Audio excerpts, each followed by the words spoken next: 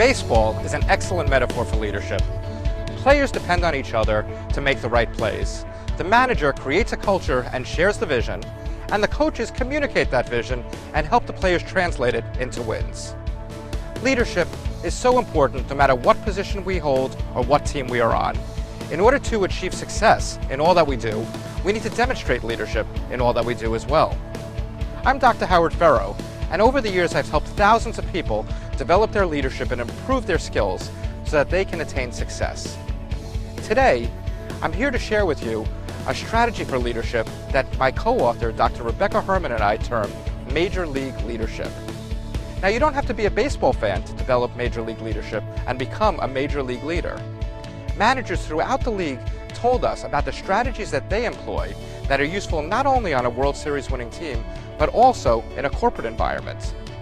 And players discussed with us how it's not only important for managers to behave in this manner, to develop their leadership and act as leaders, but it's important for them too, so that their team can achieve optimal success. Through these conversations, we've developed 10 bases of leadership that you yourself can use to become a Major League leader. Before we can lead others, we need to first lead ourselves. We need to find our passion, understand ways to garner trust and respect, and lead in a way that others will want to follow. We need to lead by example. Not only do we have to find our passion to be successful, but we also need to find ways to demonstrate it as well. Now look, not all of us can dance around the boardroom the way Texas Rangers manager Ron Washington shuffles around the dugout when his team makes an exciting play, but we can find ways to show our enthusiasm and get them excited as well. Whether we're coming off of a win or a loss, how we present ourselves has a great impact on those around us. If we want our people to push their hardest and to stay positive, we'd better be doing the same. Just like Tampa Bay Rays manager Joe Maddon told me, I walk in the door and I'm the same person every day regardless, win or lose, good or bad. Remember, our people are going to follow our lead, so we always need to present ourselves in a way that we want our people to perform as well. A manager gets a certain amount of respect just because of the position that he's in. But that respect that he gets from the position isn't enough for people to put their utmost faith in him and go above and beyond for him. To do that, we need to find ways to get our people to respect us and get our people to trust us. Just as longtime baseball manager DAVEY said to me, I don't care how long you've been in this game or what success you've had in this game. Every day you have to gain their trust, and every day you have to gain their respect. Once we find and show our passion, demonstrate trust and respect, and model the behaviors that we want others to follow, we then move on to how to best engage our team to success. We need to know our people, we need to cultivate relationships with them, we need to support them, and we need to figure out how to communicate most effectively with each one of them.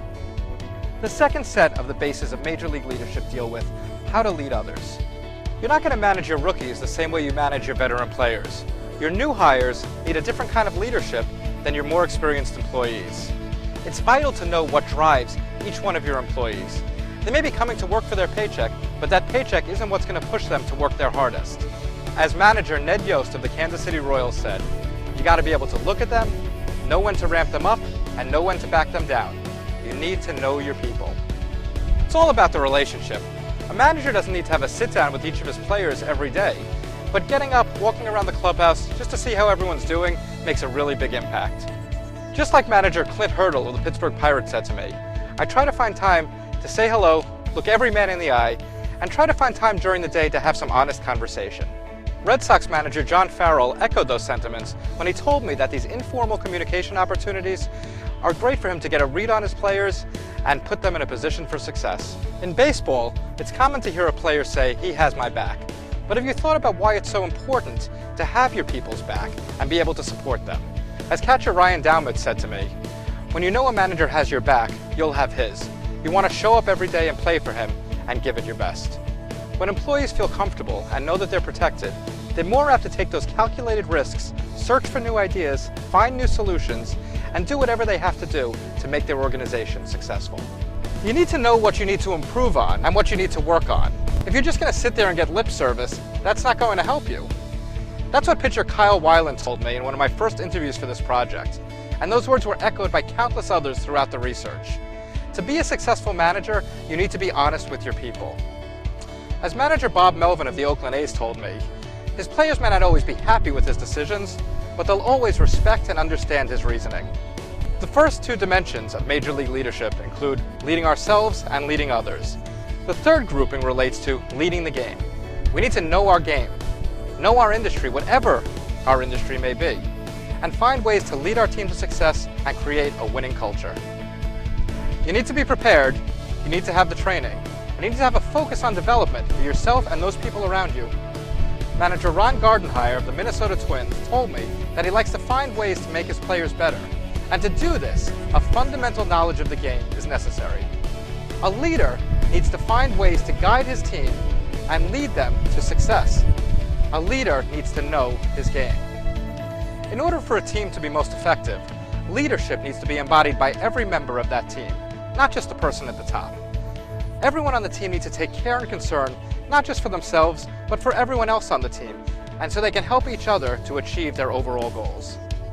Dodgers manager Don Mattingly talked to us about the importance of teams. He talked about how he creates a culture and he creates an atmosphere, but he depends on his coaches and his players to really carry that message forth. The hitting coach has his guys to work with, the pitching coach has his guys. Everyone has their job, and that's how you make an effective team. The definition of winning differs depending on what industry you're a part of and what organization you are in. But what pitcher Craig Breslow says about playing baseball can be related to any organization and any job that we hold. To me, he says, winning should be the ultimate motivation. What we outside of baseball have to understand is what it is that defines winning for us in our industry, in our job. And we need to do what it takes to make sure that we, as well as our organization, do what's necessary to create a winning culture and lead our team to success.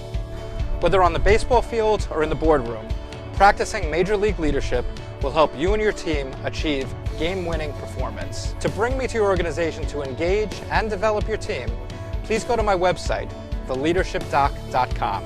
Bring me to your organization and let me help you bring home the championship.